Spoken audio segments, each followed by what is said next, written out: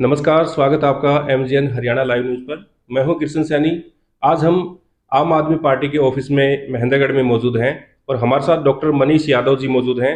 जैसे कल इन्होंने एक प्रदर्शन किया था, मैं कुछ बीच बीच में उस प्रदर्शन की आपको झलकियां भी दिखा रहा हूं, क्योंकि इस तरह का राज हो चुका है कि किसी व्यक्ति को अपनी बात रखने का भी यहाँ कोई ऐसा नहीं, क्योंकि प्रशासन के लोग आते हैं, उनको गिरफ्तार करके ले जाते हैं।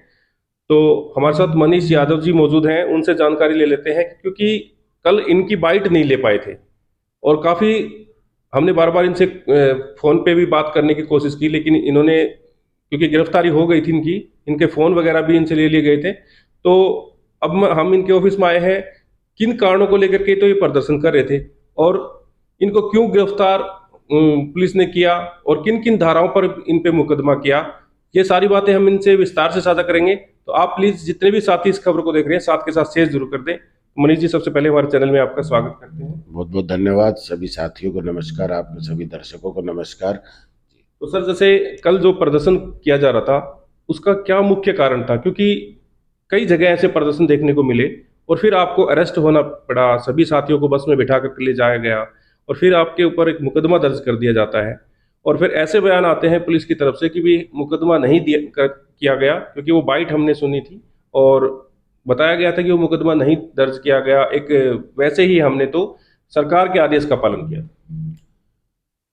देखिए, अब लगातार जो आज देश में जो माहौल बना हुआ है, जिस तरह से लगातार प्रहार संविधान पे हो रहा है, जिस तरह लोकतंत्र पे प्रहार हो रहा है, लगातार मोदी सरकार के राज में हरियाणा में खट्टर सरकार जिस तरह की कार्रवाई किसानों के प्रति कर रही है, बुजुर्गों के प्रति कर रही है, महिलाओं के प्रति कर रही है, व्यापारियों के प्रति कर रही है, सरपंचों के प्रति कर रही है और विपक्ष पे जो कि आवाज उठा रहा है, कोई भी अगर इस सरकार के खिलाफ आवाज उठा रहा है, जनहित में आवाज उठाता है, तो ये सरकार उसके खिलाफ इस तरह की कार्रवाई कर रही है। एक तानाशाही रवैया सरकार का नजर आता है। उसी के खिलाफ कल एक प्रदर्शन हमने आयोजित किया था। उस प्रदर्शन में हमारा मैसेज था कि मोदी हटाओ, देश बचाओ। आज जो मोदी राज में संविधान और लोकतंत्र पे खतरा बना हुआ है और लगातार प्रहार हो रहा है, तो ऐसे में मोदी हटाओ देश बचाओ की मुहिम को लेकर हम लोग जमीन पर उतरे थे, सड़क पर उतरे थे। पुलिस को इसकी भनक पहले से थी, क्योंकि 23 तारीख को शहीद दिवस के उपलक्ष्य में जंतर मंतर पे आम आदमी पार्टी कार्यकर्ताओं ने एक बड़े पैमाने पे इसका आगाज भी किया था और उस दिन भी सैकड़ों कार्यकर्ताओं पे या हजारों कार्यकर्ताओं पे उस दिन मुकदमे दर्ज किए गए थे और तानाशाही की गई थी उनके साथ। तो उसी दिन ये ऐलान किया गया था कि 30 वर्ष को आम आदमी पार्टी कार्यकर्ता पूरे देश भर में मोदी बचाओ, मोदी हटाओ देश बचाओ आंदोलन को लेकर सड़क पर उतरेंगे। तो पुलिस ने पूरी व्यवस्था इसके लिए बनाई हुई थी। सैकड़ों की तादाद में पुलिसकर्मी जो हैं इस बंदोबस्त के लिए आज जुटाए गए थे, कल जुटाए गए थे। तो हम जैसे ही वहाँ पहुंचे, बालाजी चौक पे हमारा प्रदर्शन आयोजित होना था, तो जैसे ही वहाँ पहुंचे तो पुलिस ने हमें हिरासत में ले लिया था। और पहले ही आपको हिरासत में ले लिया, क्योंकि आपने जो वो पर्चे पंपलेट जो थे वो चिपकाए नहीं थे, उससे पहले ही आपको पुलिस ने उठा लिया था। पर्चे जो, पहली बात तो पूरे शहर के अंदर एक एक प्रेस, जो ये हमारे प्रिंटिंग प्रेस हैं, इन सभी को एक मैसेज था कि कोई भी आम आदमी पार्टी कार्यकर्ता अगर आपके पास आता है और किसी तरह की सामग्री प्रिंट करवाता है तो आप प्रिंट नहीं करेंगे। हमने लाखों प्रयास किए, सभी साथियों से संपर्क करने की कोशिश की, लेकिन कहीं भी कोई प्रिंटिंग प्रेस नहीं कर पाई, क्योंकि वो डरी हुई थी। जिस तरह से पुलिस उनके वहाँ जाके उनको धमकाया गया कि भाई आप किसी भी तरह से नहीं करेंगे, अगर करेंगे तो अंजाम भुगतने के लिए तैयार हैं। तो हमने हैंडमेड पोस्टर्स मोदी हटाओ देश बचाओ के बनाए थे और उन पोस्टर्स के साथ हम लोग बालाजी चौक पहुंचे। बालाजी चौक पहुंचते ही पुलिस का वहाँ कड़ा बंदोबस्त हमारा इंतजार कर रहा था और उन्होंने जैसे ही हम गाड़ी से उतरे थे उसी समय उन्होंने हम लोगों को हिरासत में ले लिया। हिरासत में लेने के बाद हम शांतिपूर्वक एक प्रदर्शन कर रहे थे, लेकिन पुलिस कुछ नहीं सुन रही थी और वो कह रही थी कि नहीं, ये प्रदर्शन हम करने ही नहीं देंगे आपको, कि आप किसी भी तरह का जो देश के प्रधानमंत्री के खिलाफ अगर प्रदर्शन में उतरे तो वो नहीं करने दिया जाएगा। और उन्होंने हमें हिरासत में लिया, जबरन बस में बिठाया और बस में बिठा के थाने लेकर गए।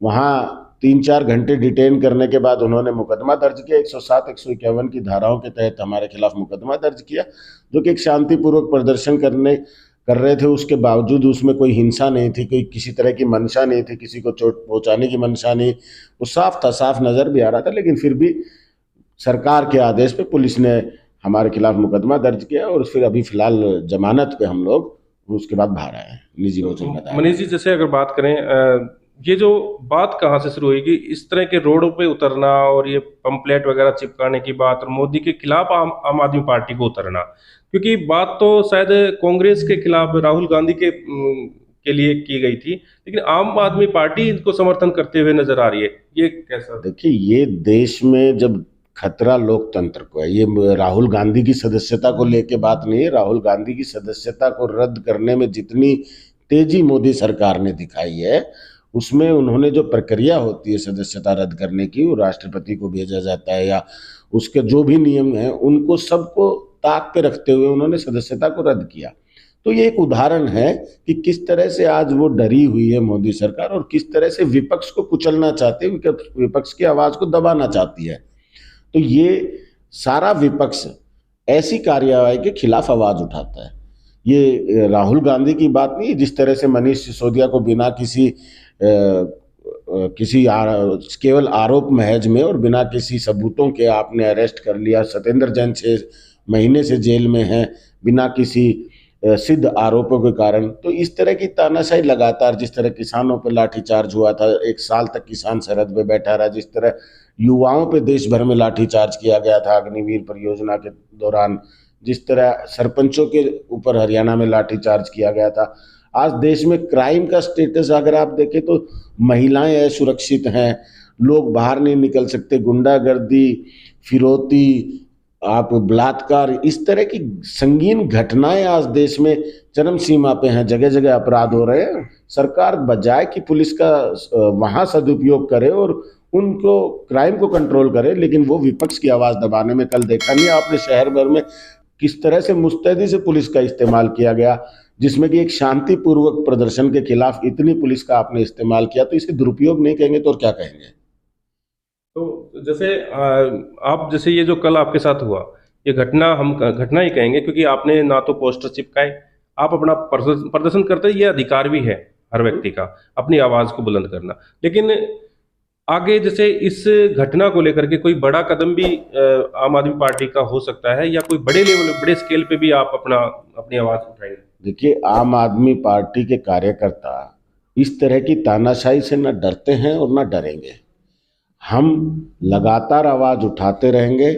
जनता की आवाज जहां जहां दबाने की कोशिश प्रशासन करेगा, हम और मजबूती से घर घर जाके एक एक आदमी से ये बताएंगे सरकार किस तरह का रवैया कर रही है। आज मोदी राज में, देश में लोकतंत्र पे, संविधान पे किस तरह का खतरा है, हम लोगों को जागरूक करेंगे और लगातार प्रदर्शन करते रहेंगे। आज जो ये कार्यवाही हुई है पूरे प्रदेश भर में, सैकड़ों साथियों के खिलाफ मुकदमे या हजारों साथियों के खिलाफ मुकदमे दर्ज किए गए हैं। इसको लेके भी पार्टी दोबारा से जमीन पे, सड़क पे उतरेगी और सरकार चाहे जितने मर्जी इस तरह के वो कर ले, कि वो तानाशाही अपनी कर ले, कि मुकदमे दर्ज करे, हिरासत में ले, लेकिन आम आदमी पार्टी के लोग अब सड़कों पे उतर चुके हैं और जनता आम आदमी पार्टी के साथ जुड़ रही है लगातार। तो आने वाले समय में ये समझ लीजिए कि मोदी जी का हटना तय है और देश बचेगा तो मोदी जी के हटने से बचेगा। ठीक है जी, थैंक यू। तो देखिए, हमारे साथ मनीष यादव जी यहाँ आम आदमी पार्टी के काफ़ी बड़े कार्यकर्ता हैं। अभी इन्होंने 4 व्यक्तियों के ऊपर, इनके ऊपर मुकदमा दर्ज कर दिया और महज एक अपनी आवाज़ को उठाने वहाँ पहुँचे थे। क्योंकि लगातार हम देखते हैं कोई भी धरना प्रदर्शन या कोई भी ऐसी बातें होती हैं तो अपना प्रदर्शन शांतिपूर्वक करते हैं तो उनको पूरी आज़ादी दी जाती है, लेकिन इनको पहले ही पुलिस ने गिरफ्तार कर लिया और इन पर मुकदमा भी दर्ज कर दिया 4 व्यक्तियों के ऊपर। तो अब ये देखिए, इन्होंने बताया कि आगे बड़ा कदम भी ये आम आदमी पार्टी मिलकर के उठा सकती है। तो प्लीज़ जितने भी साथी इस खबर को देख रहे हैं, आगे से आगे शेयर जरूर कर दें और इस चैनल को सब्सक्राइब कर लें। आप बने रहिए एमजीएन हरियाणा लाइव न्यूज़ के साथ। नमस्कार।